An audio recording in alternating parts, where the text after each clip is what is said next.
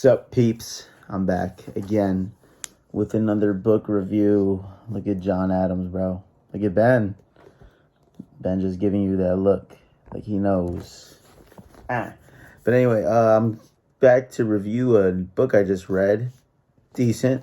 It's Shocking Secrets of American History, 115 Surprising and Amusing Tales by Bill Coate.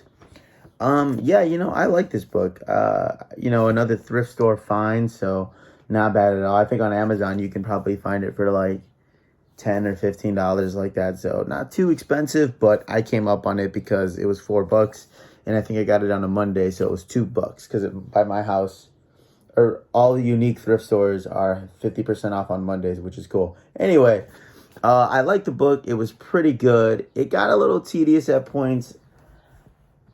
I think I stormed out the gates in the beginning of the book because it's really fast paced and it starts off kind of like chronologically. Like it goes from the American Revolution to the Civil War, covers like the Wild West, covers like, the early 1900s, covers the Black Sox scandal of 1919 throwing the World Series, covers Rosa Parks and the Montgomery bus boycott. And it just goes all the way up to like World War II. It ends with the Normandy invasion by the Allies on D-Day, and kind of talks about Theodore Roosevelt Jr. and his like heroic actions that day. Dying of a heart attack too, which I thought was kind of really interesting. Like he didn't even die by like a gunshot or like anything. He literally died because he was just kind of like an older guy. But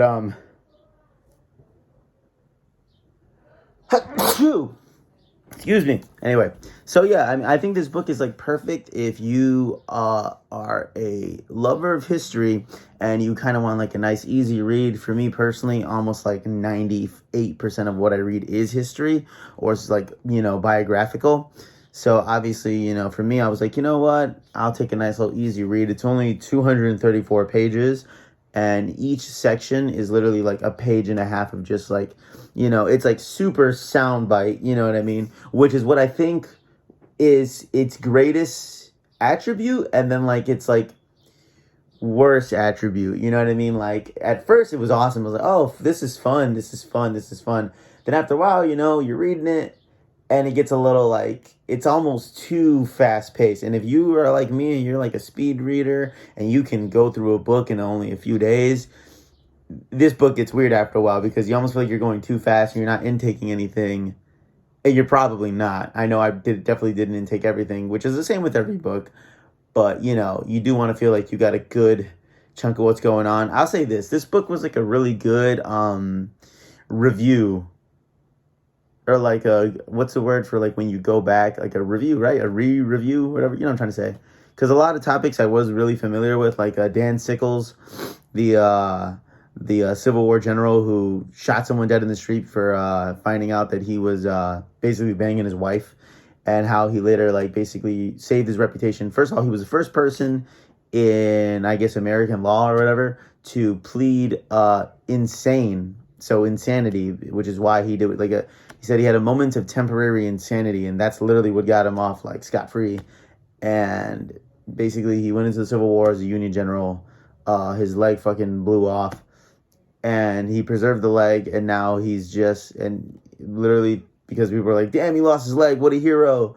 He's now remembered in the history books as like, in a favored light, even though he like shot someone dead in the street. By the way, the guy who shot dead in the street was the son of the man who wrote the Star Spangled Banner, and his name was it Francis Scott? Yeah, Francis Scott Key. He wrote the Star Spangled Banner at the Battle of New Orleans in 1812. And Dan Sickles killed his son. Anyway, I'm going way too in depth. Basically, it's a fun book at times. It can become a little tedious because it's a little too soundbitey. It's a good book for if you don't care about history at all and you just kind of want to like get into it. Maybe you want to read some fun stories. And it's a good book if you're into history and you just want like a nice little easy read for a couple days. I liked it. I'd recommend it to almost anyone, especially to my friends who don't really care to read too much history. But yeah, I liked it. It was cool. I'd recommend it. It was fun. See ya.